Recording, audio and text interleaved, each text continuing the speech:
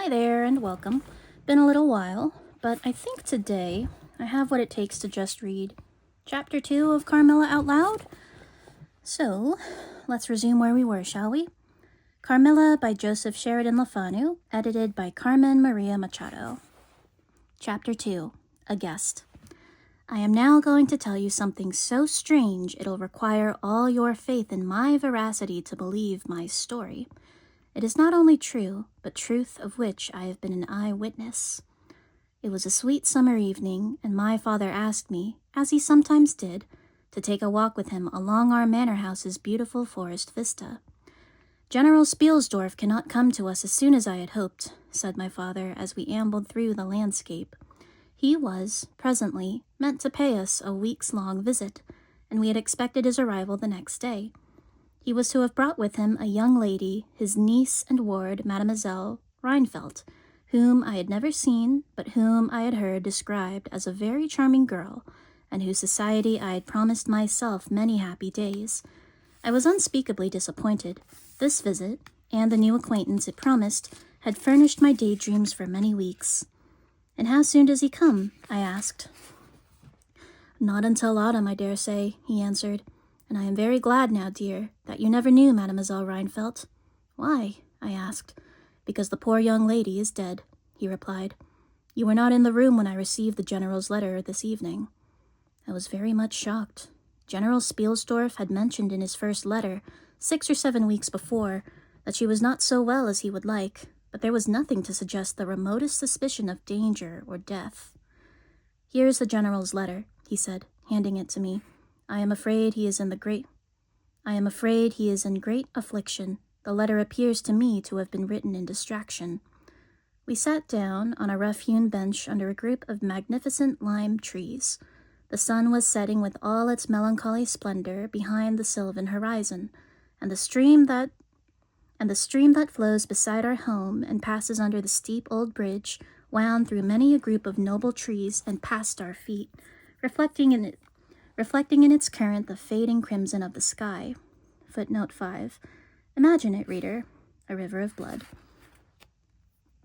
General Spielsdorf's letter was so extraordinary, so vehement, and in some places so self-contradictory, that I read it twice over. The second time aloud to my father, and was still unable to account for it, except by supposing that grief had unsettled his mind. It read, "I have lost my darling daughter, for as such I have loved her. During the last days of dear Bertha's illness, I was not able to write to you. Before then, I had no idea of the danger.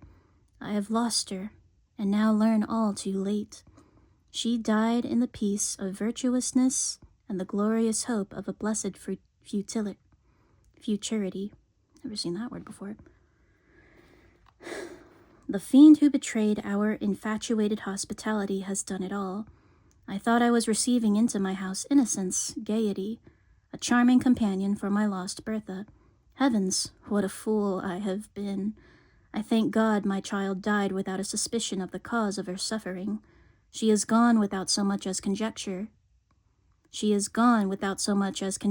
the nature of her illness, and the accursed passion of the agent of all this misery.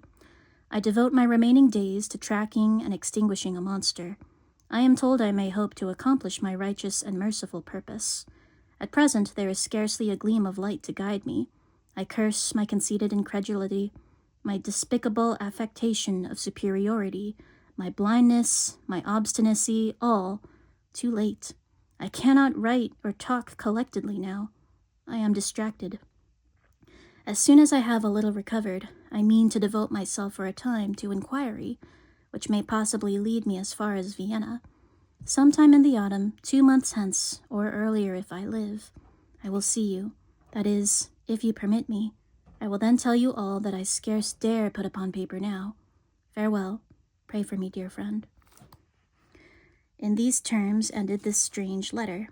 Though I had never seen Bertha Reinfeldt, my eyes filled with tears at the news of her loss. The sun had now set. I returned the General's letter to my father.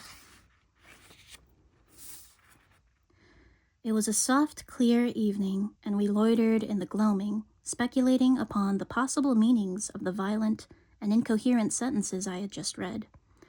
We had nearly a mile to walk before reaching the manor house, and by that time the moon was shining brilliantly. At the drawbridge we met Madame Perrodon and Mademoiselle de la Fontaine, who had come out without their bonnets to enjoy the exquisite moonlight. We heard their gabbling, animated dialogue as we approached. We joined them at the drawbridge and turned about to admire with them the beautiful scene. The glade through which we had just walked lay before us. At our left, the narrow road wound away under clumps of lordly trees and was lost to sight amid the thickening forest. At the right, the same road crossed the steep and picturesque bridge, near which stood a ruined tower that once guarded the pass, and beyond the bridge rose an abrupt hill, covered with trees and shadows and ivy-clustered rocks. Over the grass and grounds, a thin film of mist was curling like smoke, marking the distances with a transparent veil. Here and there we could see the river faintly flashing in the moonlight. No softer, sweeter scene could be imagined. The news I had just heard made it melancholy, but still, nothing could disturb its character or profound serenity. My father and I stood looking in silence over the expanse. The two good governesses, standing a little way behind us, discoursed upon the scene, waxing eloquent about the moon. Madame Perrodon was fat, middle-aged, and romantic, and talked and sighed poetically. Mademoiselle de la Fontaine, in the tradition of her father, who was a German assumed to be psychological, metaphysical, and something of a mystic, declared that when the moon shone with such intensity, it was well known that it indicated a particular type of spiritual activity. The effect of the full moon in such a state of brilliancy was manifold, she said. It acted on dreams, it acted on lunacy, it acted on nervous people. It had marvelous physical influences connected with life. Mademoiselle related that her cousin, who was a mate on a merchant ship, once took a nap on deck on such a night, lying on his back with his face full in the light of the moon. He woke after a dream of an old woman clawing him by the cheek with his features horribly drawn to one side. His countenance had never quite recovered its equilibrium. "The moon, this night," she said, "is full of odilic and magnetic influence. And see, when you look behind you at the front of the manor house, how all its windows flash and twinkle with that silvery splendor, as if unseen hands have lighted up the rooms to receive fairy guests." It was, I thought, a moment in which my sorrowful spirit, indisposed to talk itself, found the talk of others pleasant to its listless ears. I gazed on, pleased with the tinkle of the ladies' conversation. "I'm in one of my moping moods tonight," said my father after a silence, and then, quoting Shakespeare, "In truth I know not why I am so sad. It wearies me. You say it wearies you, but how I got it, came by it." Footnote 6. A paraphrase of the opening line of Merchant of Venice. I forgot the rest, but I feel as if some great misfortune is hanging over us. I suppose the poor general's afflicted letter has had something to do with it. Ooh, I hope you can see this. Look at that. That's beautiful. Wow.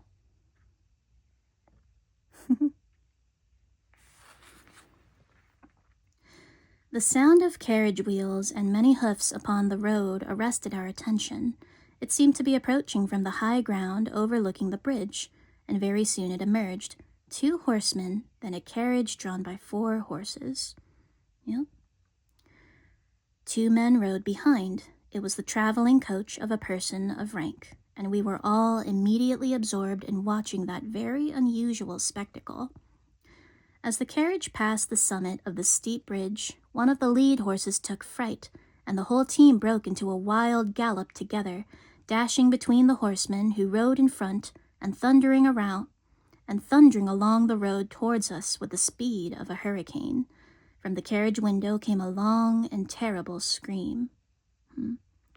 We advanced in curiosity and horror, my father in silence, the rest of us exclaiming our fear. The suspense did not last long. Just before the castle drawbridge there stood by the roadside a magnificent lime tree and an ancient stone cross, at sight of which the horses, now going at a pace that was perfectly frightful, swerved. The wheel buckled over the projecting roots of the tree. I knew what was coming. I covered my eyes and turned my head away. My governesses cried out. I opened them again to a scene of utter confusion. 2 of the horses lay sprawled on the ground. The carriage lay upon its side with 2 wheels spinning in the air. The men were busy removing the traces, and a lady with a commanding air and figure climbed out. She stood with clasped hands, raising a handkerchief to her eyes. Through the carriage door was now lifted a young lady who appeared to be lifeless. My dear old father was already beside the elder lady with his hat in his hand, tendering his aid and the resources of his manor house. The lady did not appear to hear him or to have eyes for anything but the slender girl being placed against the slope of the bank. I approached. The young lady was apparently stunned, but she was certainly not dead. My father, who fancied himself something of a physician, placed his fingers on her wrist. He assured the lady, who declared herself the girl's mother, that her pulse, though faint and irregular, was still perceptible. There was something in this lady's air and appearance so distinguished and imposing, and in her manner so engaging, one could not help the conviction that she was a person of consequence. She was a fine-looking woman for her time of life, and must have once been handsome.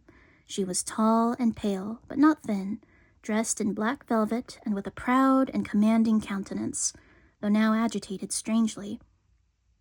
She clasped her hands and looked upward, as if in a momentary transport of celestial gratitude, but immediately returned with a theatrical monologue. "Was ever a being so born to calamity?" she cried. "Here I am, on a journey of life and death, in which to lose an hour is to lose all. My child will not have recovered sufficiently to resume her route, for who can say how long? I must leave her. I cannot, dare not, delay. How far on, sir, can you tell me, is the nearest village?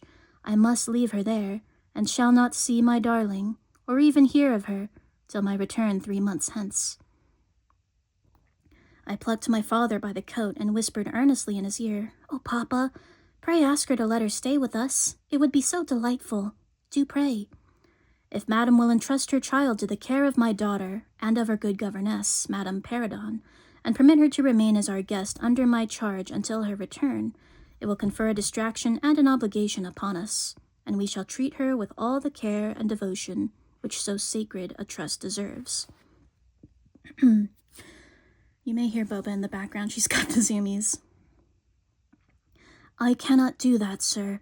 It would be to task your kindness and chivalry too cruelly," said the lady distractedly. "It would, on the contrary, confer onto us a very great kindness at the moment when we most need it. My daughter has just been disappointed by a cruel misfortune, in a visit from which she had long anticipated a great deal of happiness. If you confide this young lady to our care, it will be her best consolation. The nearest village on your route is distant and affords no such inn at which you could think of placing your daughter, and you cannot allow her to continue her journey for any considerable distance without danger. If, as you say, you are unable to suspend your journey, you must part with her tonight. Nowhere could you do so without more honest assurances of care and tenderness than here." By this time the carriage was back in its upright position, and the horses quite tractable in their traces again. The lady threw on her daughter a glance, which was not quite so affectionate as one might have anticipated. She beckoned slightly to my father, and withdrew 2 or 3 steps with him out of hearing. There she talked to him with a fixed and stern countenance, not at all like that with which she had hitherto spoken. I was filled with wonder that my father did not seem to perceive the change, and also unspeakably curious to learn what it could be that she was speaking in his ear with so much earnestness and rapidity. For 2 or 3 minutes she remained thus employed, then turned and walked to where her daughter lay, supported by Madame Peridon. She knelt beside her for a moment and whispered, it seemed, a little benediction in her ear. Then, hastily kissing her, she stepped into her carriage. The door was closed. The footmen in stately liveries jumped up behind. The outriders spurred on. The postilions cracked their whips, the horses broke into a furious canter that threatened to become a gallop, and the carriage whirled away, followed at the same rapid pace by the 2 horsemen in the rear. Interesting. All right, we'll save chapter 3 for another day. Thanks.